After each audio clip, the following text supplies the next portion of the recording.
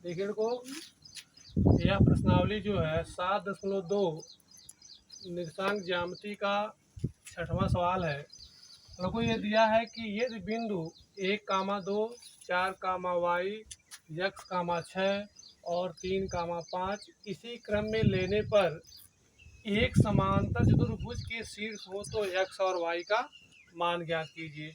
इस को यहाँ पे देखो हमने एक समांतर चतुर्भुज बनाया है और यह a का मान है और ये b का मान है और ये c का मान है और ये d का मान है।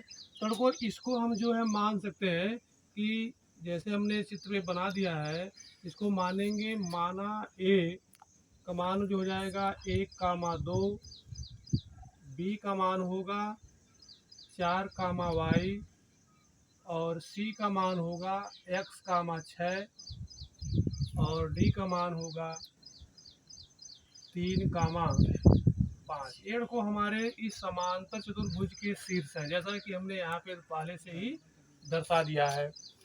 अब यहाँ हम देखते हैं कि अगर हम लिखते हैं कि चूंकि a b c d यह जो है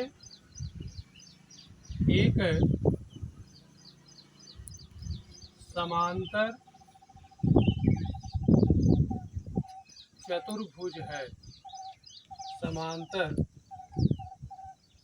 चतुर्भुज है। अगर कोई ए बी सी डी एक हमारा समांतर चतुर्भुज है तो जो इसका विकर्ण होता है यह क्या करता है, एक दूसरे को बराबर भागों में क्या करता है, बांटता है। एक दूसरे के बराबर भागों में क्या करता है, बांटता है। अगर को मान लीजिए इसको हम दर्शाते, जहाँ पे दोनों बिंदु काटते हैं उसको दर्शा देते हैं एच से, किसी भी संख्या से दर्शा सकते हो, किसी भी अक्षर से। तो जैसे मान लीजिए हमने इसको दर्शा दिया है एक्स से, तो अब को इसको ज्ञात करने के लिए कैसे हम जानेंगे कि हमारा ये समांतर चतुर्भुज है, तो इसको हम लिख सकते हैं कि AC और BD यह जो है यच रेखा है, ये क्या है, एक दूसरे का मध्य बिंदु होगा। तो इसको हम लिख सकते हैं AC का मध्य बिंदु। अगर हम लिखते हैं यहाँ पे है कि AC का मध्य बिंदु बराबर BD का मध्य बिंदु।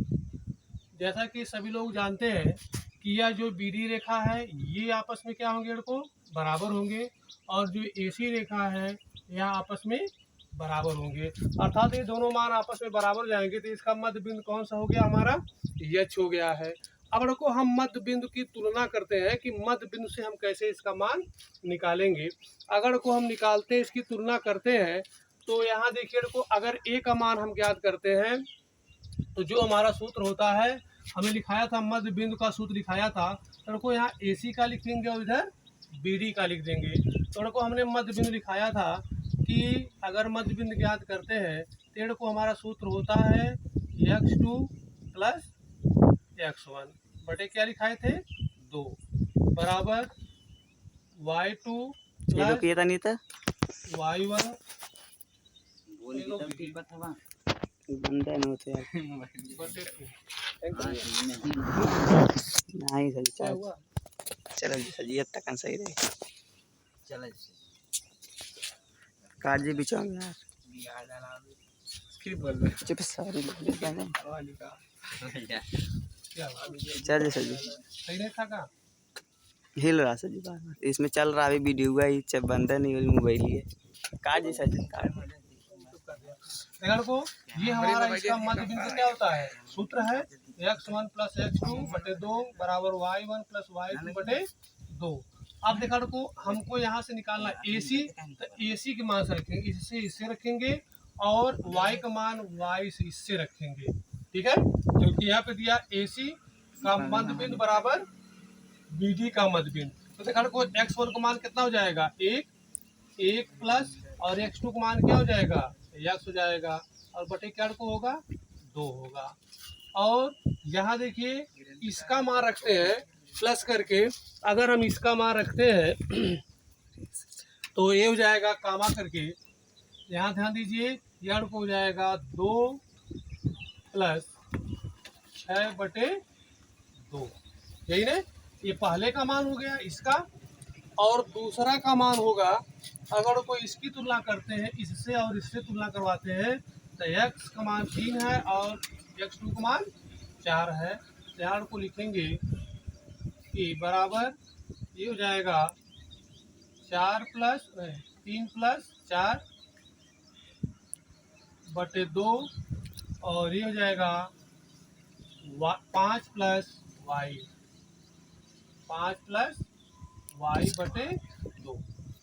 अब को हम निर्देशांकों की तुलना करते हैं, ध्यान दीजिएगा कि तुलना करने पर अब उनको तुलना करवाते हैं, तो इसका तुलना इससे करवा दीजिएगा, इसका तुलना इससे करवा, क्योंकि को ये y का मान है और x का मान है, ये x का मान और ये y का मान है।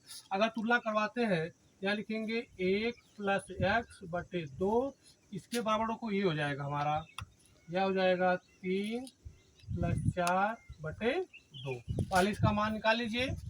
तो यहाँ देखने को अगर इसको जोड़ देते हैं तो यहाँ लिखेंगे 1 प्लस x/2 बराबर 4 3 7/2। अब चाहो तो इनसे सीधे गुणा करा दो, इससे गुणा इसमें करवा दो, इससे गुणा इसमें करवा दो। तो को इससे गुणा करवाते हैं तो यह आ जाएगा 2 प्लस 2x बराबर 2 सत्ते 14। तो को हो जाएगा 2x बराबर 14 माइनस क्या हो जाएगा 2, तो 2x बराबर हो जाएगा कितना 12। तो x बराबर हो जाएगा 12/2, 2 छक्का 12, x बराबर कितना है को 6, अर्थात इस x के स्थान क्या को आएगा 6 आएगा। ठीक है। अब को इसी प्रकार से हम इसकी तुलना करवाते हैं, इसका तुलना करवाते हैं, तो ये हो जाएगा 5 प्लस y/2 बराबर, ये हो जाएगा 2 प्लस 6/2। तो देखो यहाँ से हम तुलना करवाएंगे। अब इसमें जो है सभी लोग इसकी तुलना करके बताइए कि इसका आंसर कितना होगा।